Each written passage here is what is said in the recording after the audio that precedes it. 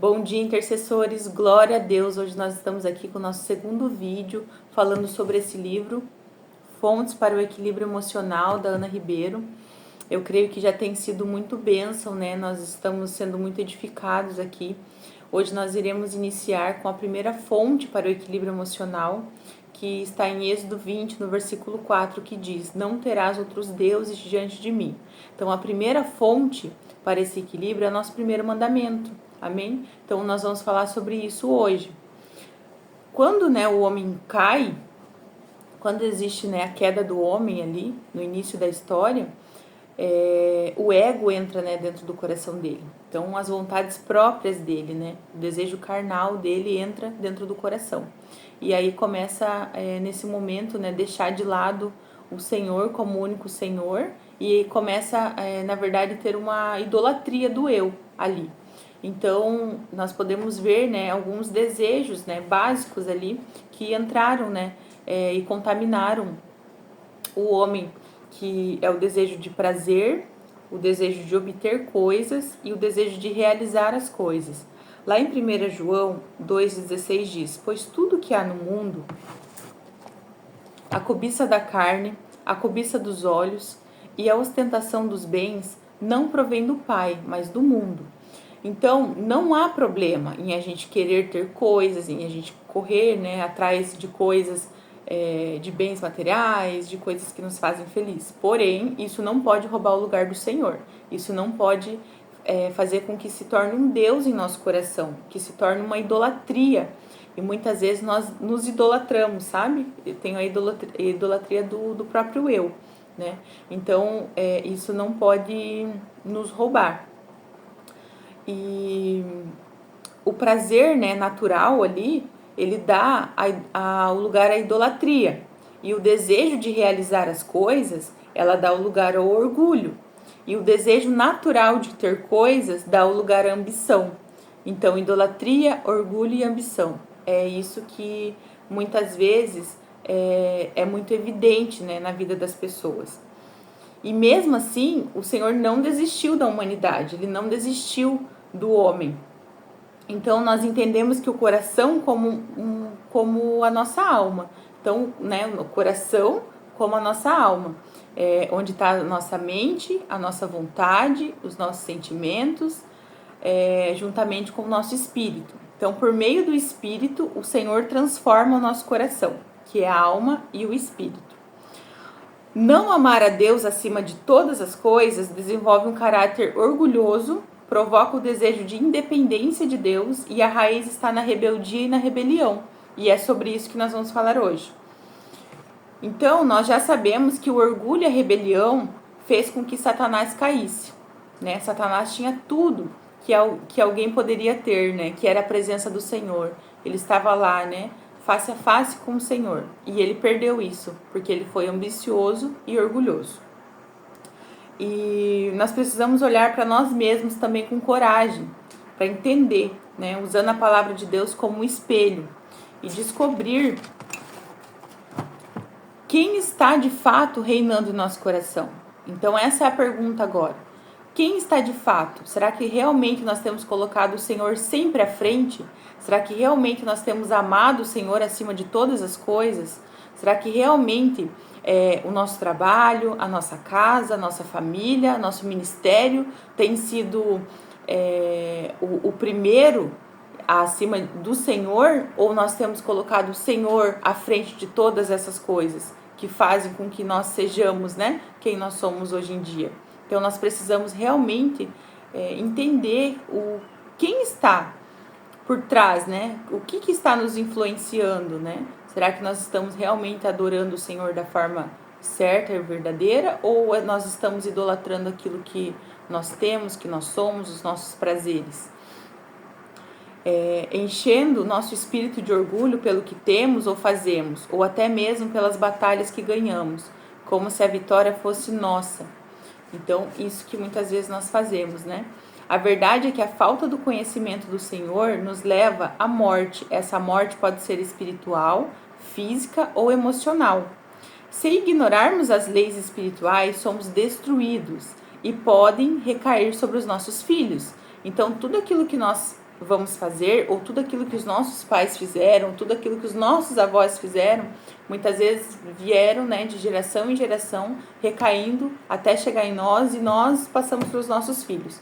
Então, nós precisamos entender o que está acontecendo, né, em nosso meio. Muitos que estão adoecidos de alma por falta de conhecimento do Senhor, e muitos por causa dos erros dos antepassados, como eu falei agora. Deus é poderoso para curar os nossos desejos, nossas vontades contaminadas, nossa consciência cauterizada e imprimir no nosso coração as suas benditas leis, que nos levam a uma vida plena de saúde espiritual e emocional. Amém? Então, apesar, né, de tudo, o Senhor, ele não desiste, ele não desistiu de nós e ele tem uma saída, amém? Agora a gente vai entrar na parte que fala sobre rebeldia e rebelião. Então, hoje em dia nas igrejas, a gente percebe, né, que tem muitas pessoas acorrentadas ainda com a idolatria. E porque a rebeldia e a rebelião são produtos do eu. Então entra o ego.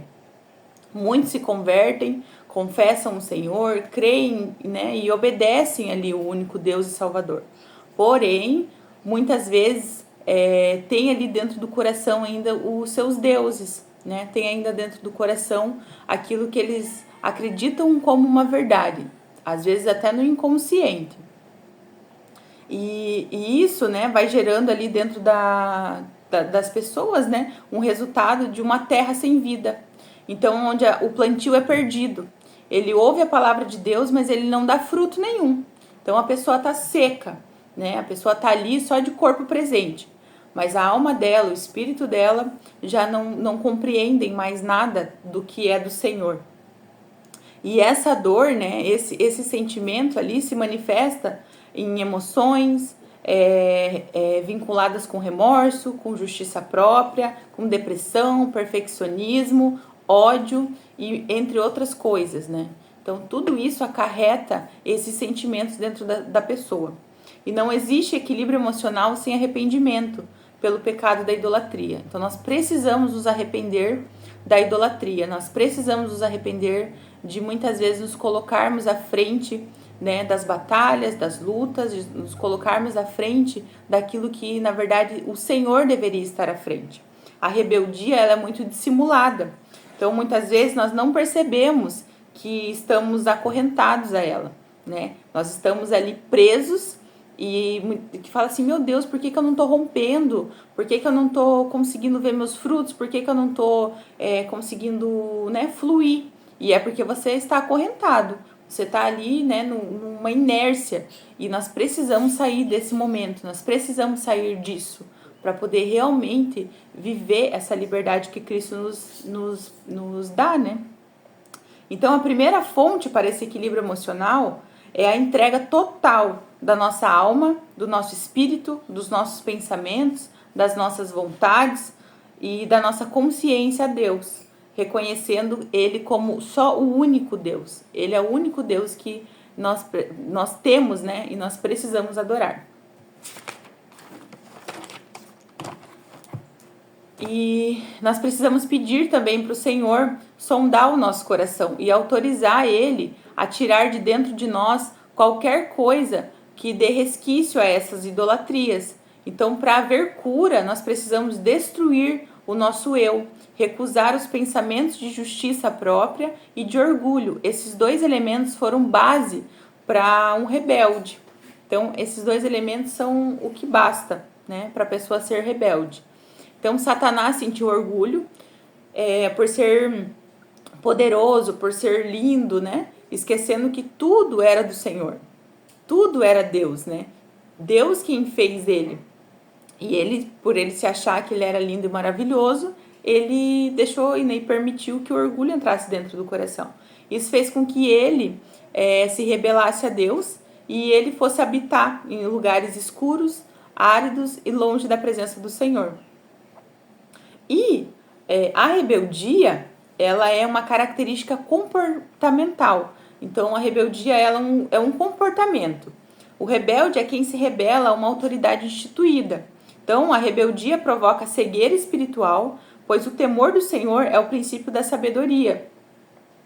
e seus atos são baseados em conclusões erradas, levando-o ao papel de tolo. Então, muitas vezes, essa pessoa está tão cega que tudo que uma pessoa, né, que tem uma autoridade acima dela, por exemplo, faz, ela acha que é errado, ela acha que ela né, certa, enfim, esse é um comportamento de rebeldia. E nossa identidade é deteriorada, né, quando nós somos rebeldes, perdendo a razão de viver e nos tornamos parecidos com a personalidade luciferiana. Meu Deus, que forte isso, né? Mas é a realidade, né? O rebelde quer viver em um mundo paralelo ao mundo de Deus. Ele quer construir seu próprio mundo para reinar e ser soberano. Meu Deus, é a mesma coisa que Satanás fez. É o que muitas vezes, inconscientemente, mas consciente, né, do que nós estamos fazendo, nós também fazemos ao Senhor, amém? Muitas vezes nós queremos realmente saber mais, ser mais, e nós temos essas atitudes, né, e essas personalidades, como está dizendo aqui. Quando a angústia de alma chega no coração do rebelde, ele coloca a culpa nos outros, nas circunstâncias e até mesmo em Deus. Ele nunca admite que ele é errado, mas as outras pessoas são erradas, as circunstâncias são erradas, né? Deus está errado, mas eu nunca sou errado. Então, isso já é algo de perceber, né, que existe um rebelde ali. Então, o rebelde, ele não amadurece. Ele sempre vai ficar com a alma dele infantilizada. Sempre ele vai querer ser vítima, ele vai querer ser aquela pessoa que é um coitadinho, e na verdade não é.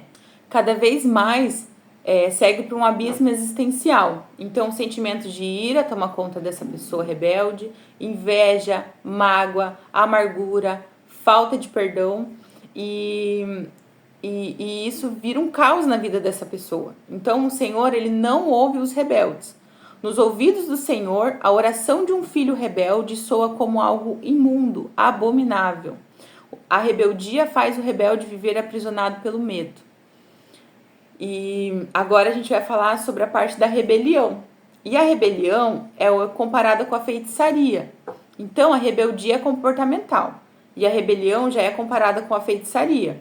Então, o feiticeiro, ele acredita que pode controlar uma história. As pessoas que se entregam à feitiçaria querem agir como deuses. Eles acham que eles conseguem manipular as situações. Eles acham que eles conseguem controlar todas as coisas. E a rebelião, né, opera nos filhos da desobediência. Depois que nos entregamos a Cristo e experimentamos a liberdade espiritual, nele somos livres. Com isso, nossa natureza pecaminosa precisa ser levada diariamente à cruz, porque nós vivemos num mundo pecaminoso, nós vivemos num mundo que tem pensamentos muitas vezes contaminados de Satanás. Então, nós vivemos num mundo decaído e por isso nós precisamos vigiar, por isso nós precisamos colocar todos os dias, né, essas situações, a nossa vida diante da cruz, diante do Senhor.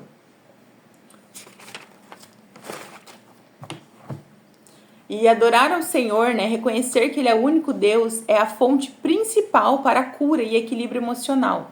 Então, fomos criados para glorificar o Senhor, para fazê-lo conhecido aqui na terra. Nós conhecemos o caminho que nos leva à salvação e à cura da alma. Precisamos corrigir o que precisa ser corrigido e pôr em prática as recomendações do Espírito Santo e seremos curados. Nesse momento, quando nós colocamos tudo diante do Senhor, nós recebemos as direções do Senhor, nós somos obedientes com os seus mandamentos, com a sua lei, nós adoramos, nós entregamos a nossa vida a Ele de forma completa, nós seremos curados. Nós vamos tirar, né, nós iremos tirar, né, da nossa vida tudo aquilo que nos faz ser pecaminosos, tudo aquilo que nos faz ter idolatria. E nós iremos realmente colocar isso diante da cruz, diante do Senhor. Amém? Agora a gente vai falar sobre o orgulho. E o orgulho também é uma das coisas que faz com que nos afastemos do Senhor. Então o Senhor detesta os orgulhosos de coração. Sem dúvida serão punidos. Lá em Provérbios 16, no versículo 5, diz isso. O orgulhoso passa a acreditar em seus recursos. na sua inteligência, na sua competência. Essa independência entra na alma, quando ele dá lugar à rebelião contra Deus e seus princípios. Olha só, né? A rebeldia, a rebelião e o orgulho estão juntos. Então, as consequências do orgulho é o quê? Destruição da família. Se uma família tem um padrão comportamental de orgulho, haverá discórdias, maus tratos, incompreensões e desafetos. E isso vai gerar nos filhos, né? E eles crescerão adultos infelizes. Por quê? Porque ali houve uma quebra de princípios. Ali houve uma quebra de um mandamento. Então isso vai acarretar nas nossas gerações futuras, assim como também pode ter sido acarretado em nossas vidas, mas nós temos entendimento hoje, mas nós precisamos quebrar para que essas maldições, né, quebrar das nossas vidas também, mas também para que essas coisas não vão, né, para os nossos filhos, né, que isso não vá e acarrete na vida dos nossos filhos. A falta de perdão também, as relações, né, dos orgulhosos são turbulentas, então são cheias de mágoas, de ressentimentos. Ele permanecerá em estado de amargura, mas não conseguirá pedir perdão, né, nem liberar perdão a ninguém. Então muitas vezes nem a ele mesmo, e ele desconhece o caminho da humilhação. Então a falta de perdão também é uma característica, né? Nós precisamos, né, entender que nós precisamos liberar, mas também, né, pedir perdão quando necessário. O fracasso ministerial também é outro ponto.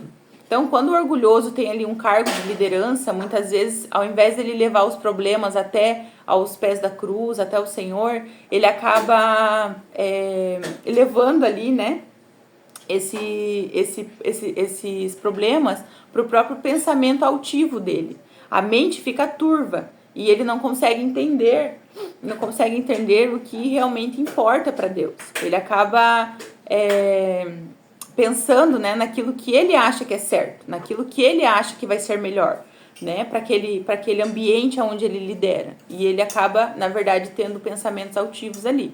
Então, precisa tomar cuidado com isso, né? O que acontece muitas vezes da igreja local se fechar ou até mesmo dividir. Então, o Senhor derruba a casa do orgulhoso. Lá em Provérbios 15, 25 diz sobre isso. Então, isso é muito perigoso para uma igreja, né? Para os seus liderados, para pessoas, né, que muitas vezes estão abaixo de nós. Nós precisamos realmente reconhecer e entender que isso gera um fracasso ministerial, quando o nosso coração, né, é orgulhoso. Amém? Outro ponto também é a morte, né? Então, o orgulho, ele traz fracasso e morte. A salvação é pela graça, mas muitos não aceitam isso. E dizem, eu sou pecador, não posso ter pretensão de ir para o céu, só se Deus achar que eu mereço. Então, nessa fala já existe orgulho. Por quê? Por causa da justiça própria. Ele está se condenando, ele acha que ele não merece. Mas é o Senhor quem vai dar a justiça, né? É o Senhor quem vai decidir isso ou não. Amém? Então, nosso amor deve ser entregue totalmente a Deus. E nós precisamos amar a Deus acima de todas as coisas. E essa é a chave. Essa é a chave que nós devemos ter. Essa é a chave que nós devemos sempre colocar em primeiro, né, em nossa vida. É amar a Deus. Lembrar, né? Eu preciso amar a Deus acima de todas as coisas.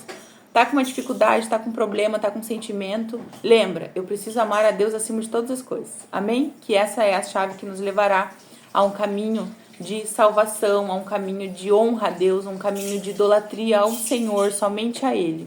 E agora a gente vai passar para o momento de fazer a nossa oração, que eu falei para vocês. Eu queria que vocês, né, onde vocês estiverem, fechassem os olhos e orassem em concordância. Que a gente vai fazer uma oração de renúncia a outros deuses. Então, eu agradeço ao Senhor por ser o meu Deus, por ter se revelado a mim, por ter aberto os meus olhos e ouvidos espirituais, mostrando-me a realidade de que só o Senhor é Deus.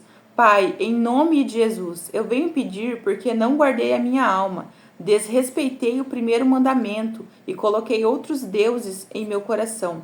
Perdão porque dei lugar à rebelião e rebeldia contra o Senhor, quis ser o Deus de minha vida. Perdão por ter abrigado em mim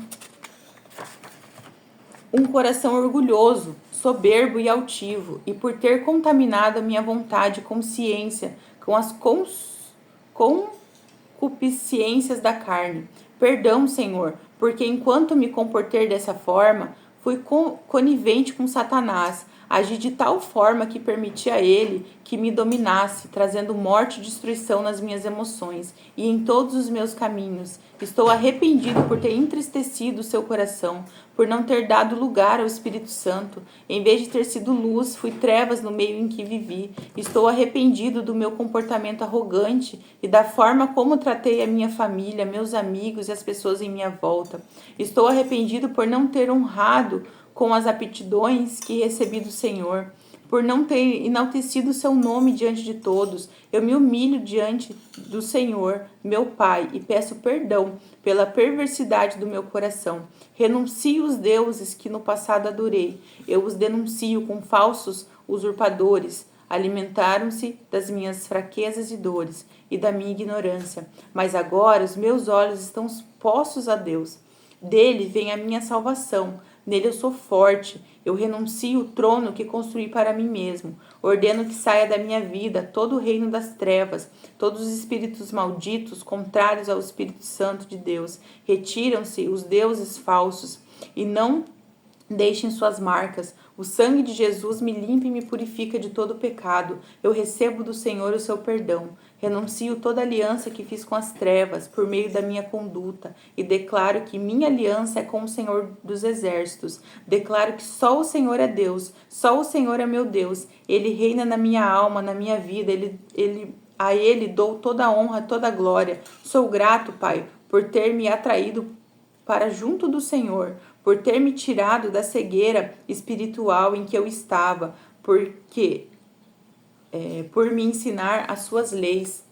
Agradeço ao Senhor pela minha salvação e pela minha cura. Reconheço que só há equilíbrio emocional quando estamos conectados com o Senhor, vivendo sob os seus princípios. E é assim que quero viver todos os dias da minha vida, em nome de Jesus. Amém? Glória a Deus. Essa foi a nossa segunda aula. E eu queria pedir para vocês também, se vocês puderem se inscrever aí no canal, em nome de Jesus. E logo mais a gente posta o próximo vídeo. Amém? Deus abençoe.